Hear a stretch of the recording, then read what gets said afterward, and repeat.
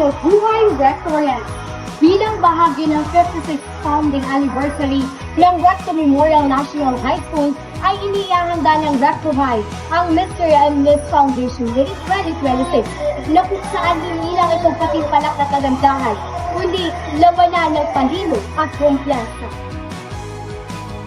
Bilang pagpapatuloy ng ikalawang araw na pagdiriwang ng 56th founding anniversary ng Recto Memorial National High School ay pinasimula nito sa pagbungad ng panalangin, lupang hinirang, siyaong kung mahal at Recto hymns sa pangunguna ng Hibig Recto. The night opened with a high-energy production number na agad nagpa-excite sa mga manonood. Dito pa lang ramdam na ang dedication at paghahanda ng bawat kandidato. Kasabay nito ang pagbibigay ng special awards. Sa puntong ito, ipinakilala na rin ni FSA President na si Sir Ricky B. Enriquez ang panel of the judges.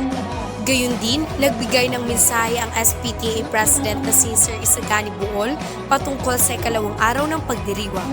Dagdag pa rito, naghandog din ng salita ang Principal 4 ng Recto Memorial National High School na si Sir Jesse V. Vasquez. Sinundan naman ito ng pagbanggit ng criteria for judging ni Sir Ernesto Daela kung saan magiging batayan ito ng mga judge sa pagpili ng mga mananalo. Kasunod ito ang uniform attire na naging batayan sa pagiging poise at personality ng bawat kandidato.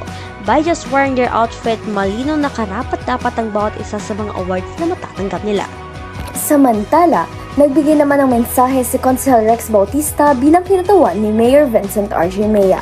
Ninasigla naman ang crowd ng mga sikat na TikTok influencer na sina Ma'am Sash at RC Silvestre sa pamamagitan ng kanilang pagkanta at sayaw bilang intermission number. Sumunod naman ang pagpapakita ng bawat kalahok sa kanilang shortswear attire na patunay na ready na sila. Pagkatapos ng awarding ng shortswear, ay sinundan naman ito kaagad ng pagbibigay ng awards sa mga sponsors. At yan ang nakakagandang sa Mr.